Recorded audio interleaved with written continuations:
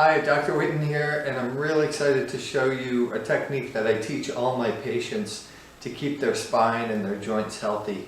You know, the dental industry has done a fantastic job of convincing us that we should stand there for about 3 minutes a day doing this to prevent the decay of our teeth. But chiropractors have done a miserable job of teaching people how to prevent the decay of our spine. So it's actually really simple. It only takes 2 or 3 minutes a day as well. And it could be argued that the spine is even more important than our teeth. You can't replace a vertebrae, obviously. So there are three ways that the spine moves, and we need to move our spine in order to force fluid into our discs. See, as we get older, we get 50, 60 years old, people get shorter. Why is that? Well, a third of the height of our spine is in our discs, the spongy material in between the vertebrae that are like shock absorbers. Well, they are filled with fluid, and after the age of 12 or 13, the discs lose blood supply, so they rely on motion, spinal motion, to drive fluid in.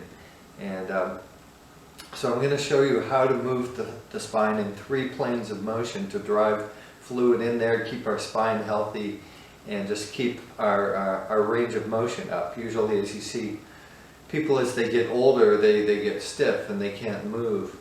It's a kind of a complex issue. See, the body always has to figure out, should I be giving you more range of motion, or should I be making you more stable? See, the shoulder is a very mobile joint, but it's also fragile. It can be dislocated easily. So the more range of motion you give, the more vulnerable it is to injury.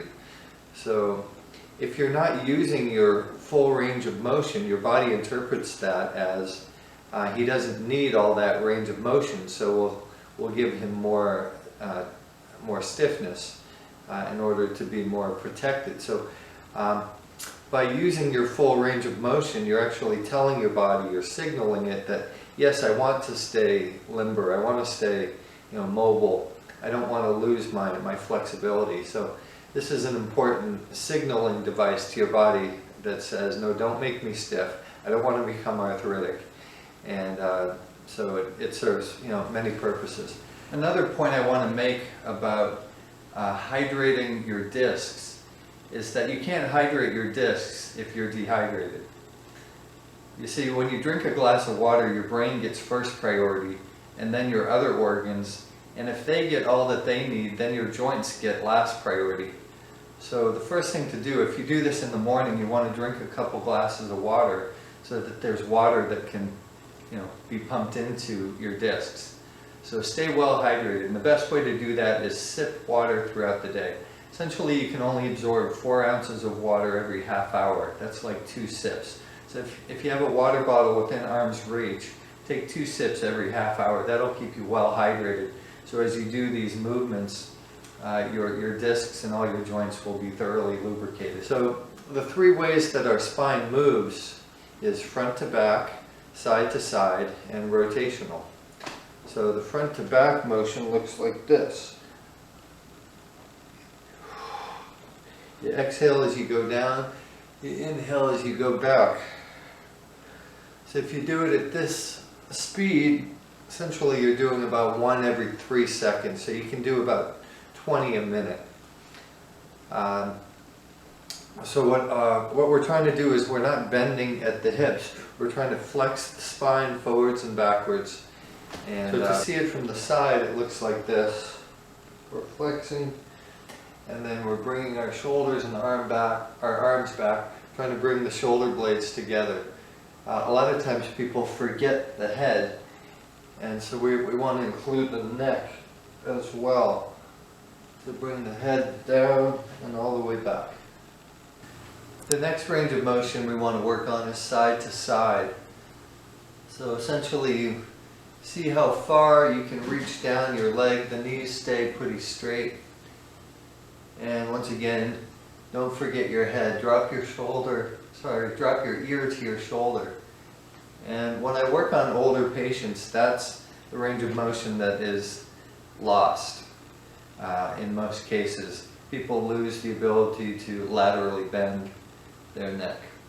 So that's really helpful to prevent arthritis developing in the neck. And the third range of motion is my favorite actually, because it works not only the spine, but it works your shoulders as well as your knees. So when we're twisting, bring the arm behind your back like that, and once again turn the head, look as far behind you as you can, so we get the benefits in our neck as well.